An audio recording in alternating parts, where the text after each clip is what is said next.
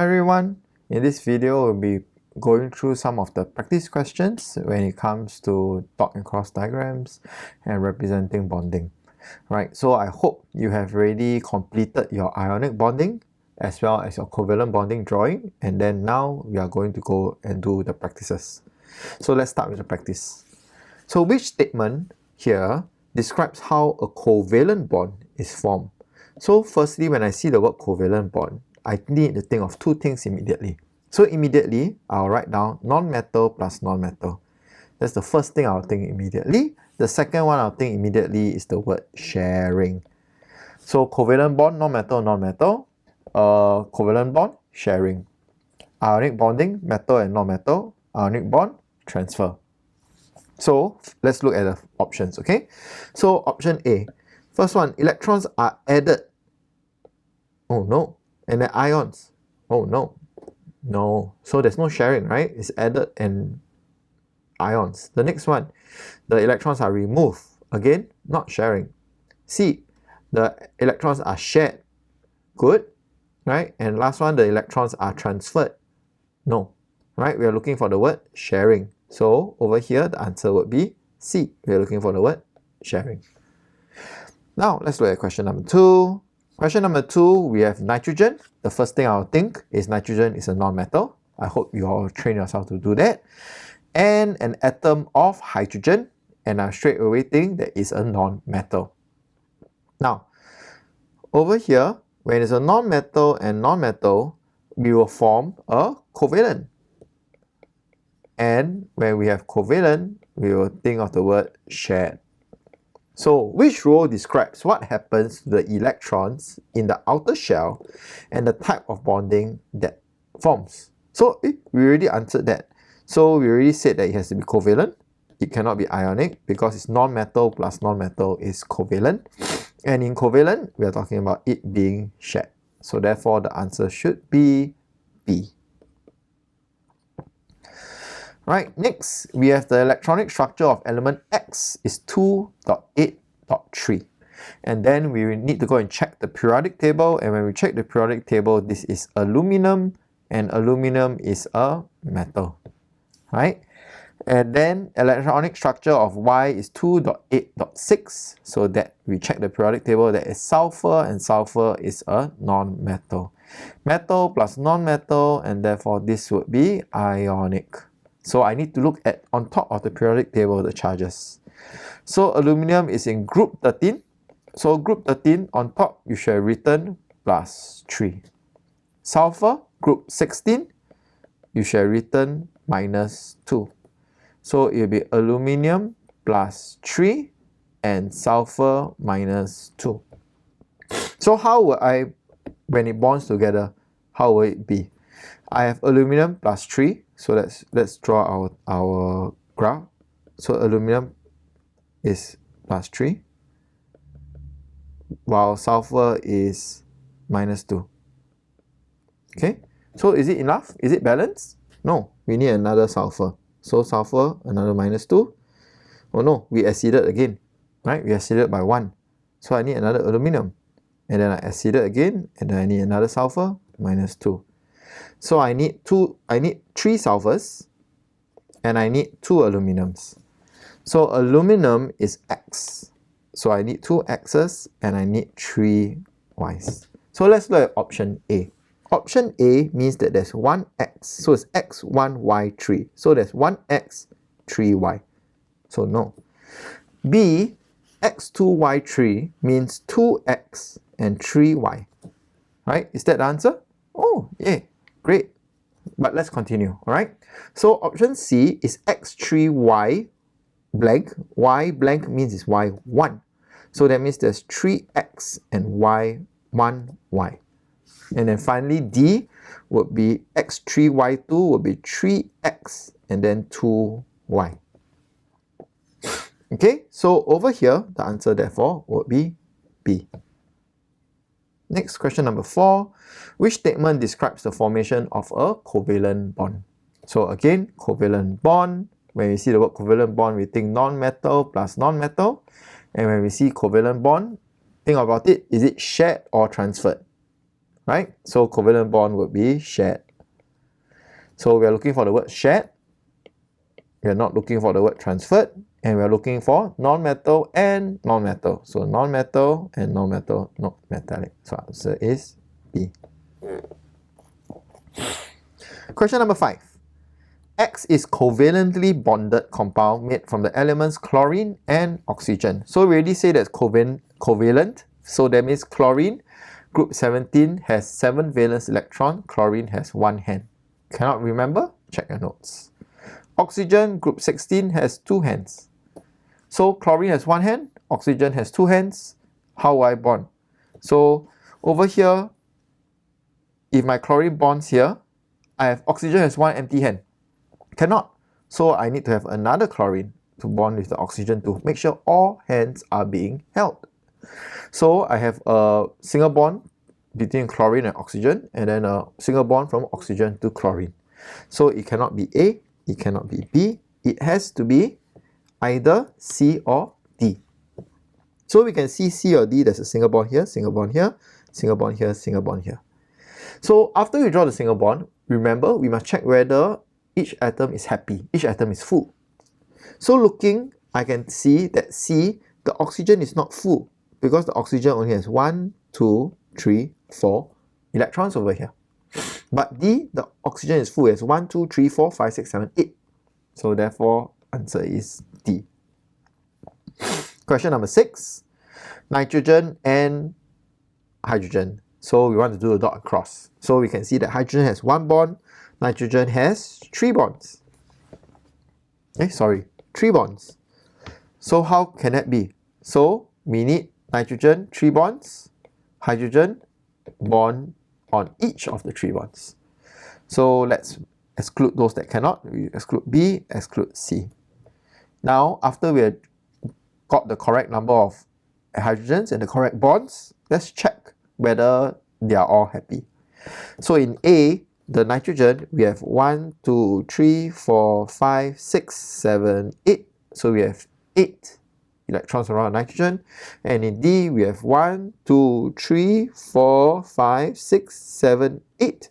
We have 8. Oh, both of them are 8. So what's the difference? So let me just erase it for you to see what's the difference. If you look at A, you see that there's 2 electrons here, 2 electrons here, 2 electrons here. That means it's a single bond, right? Let's look at D. There's 2 electrons here, single bond, but there's 3 electrons here, 3 electrons here, which is a bit weird. Because we know that when we share electrons, if I share 1, the other one must also share 1 back. So D is wrong. So answer is A. Okay, question 7. Sodium is group 1 element, metal. Bromine is group 17 element, non-metal. So therefore, ionic. So therefore, you can see that there's the square brackets over here. So when we form ions, we are always looking for a full shell. So 1, 2, 3, 4, 5, 6, 7, 8, full shell. And then we check the periodic table. Sodium is from group 1. So charge is 1 plus. Bromine, we check the periodic table, group 17. So it's 1 minus. So when it's 1 minus, one of the electron needs to be from the metal. So we draw a cross first. And then I want a full shell. So I got 1 ready. So how many more do I need? 7. So 1, 2, 3, 4, 5, 6, 7. After that, I need to check. Is it balanced? 1 plus, 1 minus. Okay?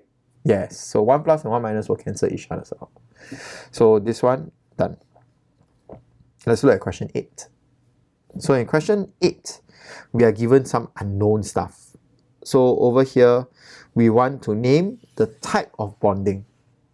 Oh, so first we need to name. So over here, we got 6 protons. So check the periodic table. Find the element with 6 protons. Okay? And then check the periodic table, the element that has 8 protons. So 6 protons, 8 protons, 8 protons. So if you check the periodic table, you know that this is oxygen, you know that this is carbon, and you know that this is oxygen. So there is 1 carbon and 2 oxygen. So what's that called? Right? So it's called carbon dioxide. So therefore the name is carbon dioxide. Okay, so what's the bonding present? Is this ionic or is this covalent? So I guess the answer here would be that you can see it's sharing, so this would be covalent. Okay, come, let's draw some stuff. So we have already drawn water, so I'm not going to draw it again, but I'll draw for all of us methane. Right, so let's check methane. CH4 means there's one C and 4 H's. So methane has carbon has 4 bonds. Please check your notes. Hydrogen 1 bond, 1 bond, 1 bond, 1 bond. So I know that methane needs to look something like this. And then I do my overlapping circles. So I know that they're all single bonds, right? They're all single bonds. Let me make it neat by erasing the small little bond here. Okay, let me draw this overlapping circle. Oh no! Let me draw the overlapping circle again. They're all single bonds, right? So single bonds will have 2 electrons each. So now that this is done, I need to check the number of electrons. So hydrogens, they are all happy already. For carbon, 1, 2, 3, 4, 5, 6, 7, 8. 1, 2, 3, 4, 5, 6, 7, 8. So carbon is happy. For water, let's check your answers in the original one, okay?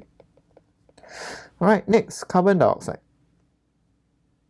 So carbon dioxide is CO2. CO2 means that there's 1 carbon and 2 oxygen. Carbon can form a total of 4 bonds. Oxygen can form a total of 2 bonds. So a common mistake is to put a carbon in the middle, single bond O and single bond O. This is wrong, right? This is wrong because carbon only has 2 bonds. 2 bonds. But carbon needs 4 bonds. So people might think, okay, let me just add 2 more O's here. Right? But this is wrong too. Because why? Oxygen needs to have 2 bonds. But this oxygen only has 1 bond. So we cannot add in the additional O's. So what can we do? The oxygen can form 2 bonds with the carbon.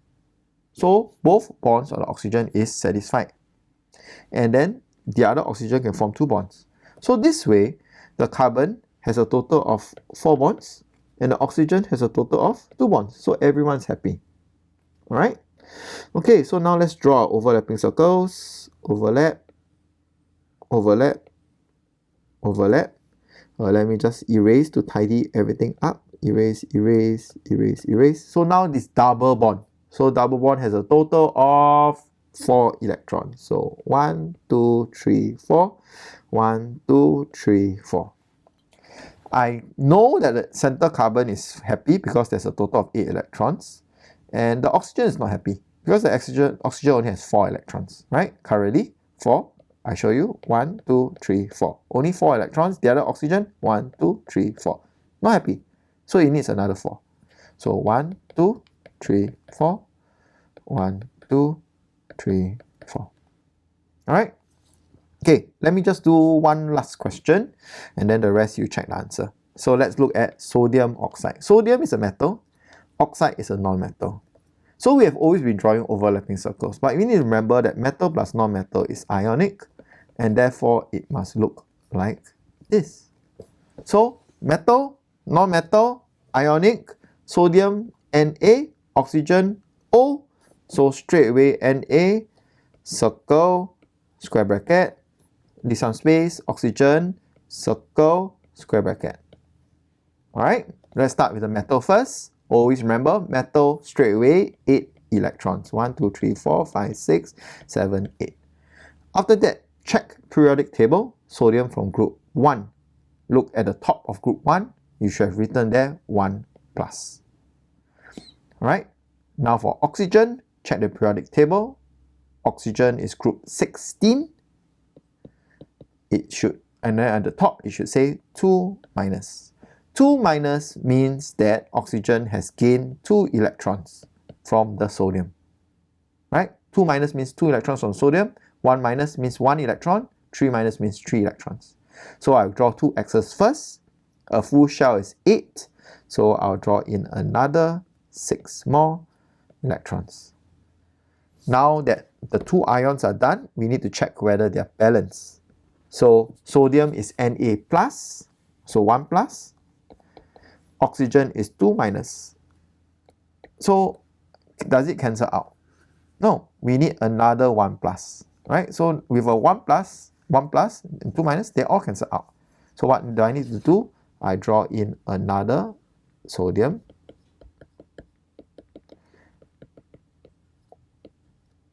One plus. So now I got 2 sodium 1 plus and 1 oxide 2 minus. Right, so I hope that has been helpful for you, and I hope you go and check your answers and go and practice a little bit more. Alright, all the best.